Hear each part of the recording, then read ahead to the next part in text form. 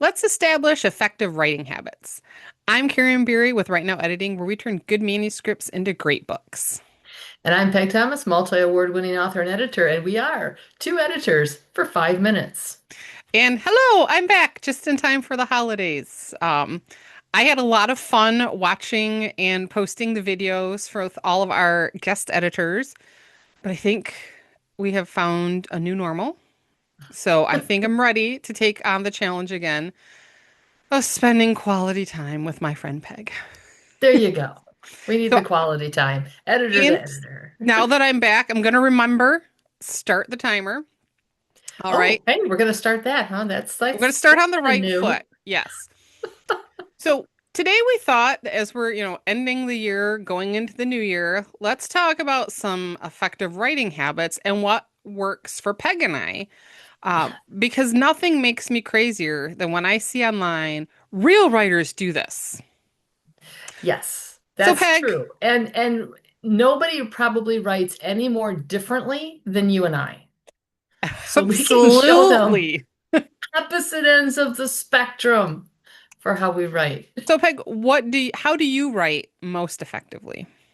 I need structure. Okay. I need a dedicated time of day where I'm going to put my butt in the chair and I'm going to write. And that works for me to know when and where. One thing I started doing this past year that I absolutely love is Zoom writing sprints with friends. So Monday, Wednesday, and Friday, we get together. There's usually 14 to 16 of us, and we write for 25 minutes and we chat for five, and we write for 25, we chat for another five. Our last 25, we're done for the day, and I have got my word count for the day in that hour and a half. That works really, really well for me. So then on Tuesdays and Thursdays, I try to just keep that same schedule for myself to keep me motivated, to keep cranking out the word count that I need daily to meet my goals. How And about I you? I cringe when hear the word daily, because I can't get my butt in the chair daily. It just doesn't happen. It's usually here every day. When and for how long, anybody's guess. I actually also really love the writing sprints, and this is something Peg and I have done before when we go out into the tiniest little cabin you've ever seen and would sit down and write for several hours during the day. But we only write for a few hours, and it's very similar to what Peg does. I also do the writing sprints because the accountability for an online writing sprint. First time I did it, I thought it was going to be the dumbest thing ever. Oh, I did Phenomenal. too. Yeah, I Mhm. did too. I was totally a skeptic. But having that accountability is amazing. But I do it differently in that I binge. I am what I Allie Plater, if you ever have a chance to pick up her book, The Chunky Method, highly recommend it. Peg would be a small chunk writer. She can write a little bit every day. I'm a big chunk writer. I like to take the month of October and 2 to 3 times a day for 3 days, I will write for an hour to an hour and a half at a time. And then at the end of the month, my first draft is done. I don't do any editing in between. Um, I can't do it every day, and I don't do it at the same time either. So I might go at 9 o'clock on Monday morning, and at 11 o'clock on Wednesday, and at 10 o'clock on Friday. It just depends. But that's how I can get a first draft done. And now that I've finally figured that out, started implementing it this year. Next year, my goal is to write one novel in March, just taking the whole month, and then the next one between September and October.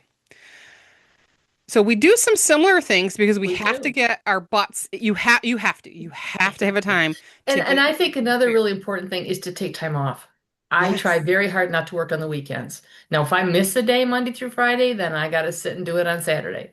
And that's sort of my extra impetus to make sure I get it done Monday through Friday so I can have my weekends off because I think we need to work. We also need to rest. The Lord said that, right? The seventh day rest. Yep. I'm in an age where I need 2 days, so I need sixth and seventh day to rest. And for me, like I said, I can do 2 to 3 hours in one day, and I can do 3 days a week, maybe four. But the same thing, I always take a day to rest. It for me, it's usually Saturday because we go to church on Friday nights. Um, Sorry if you can hear that scratching. I got a couple of dogs that are anxious to get in or out of the office.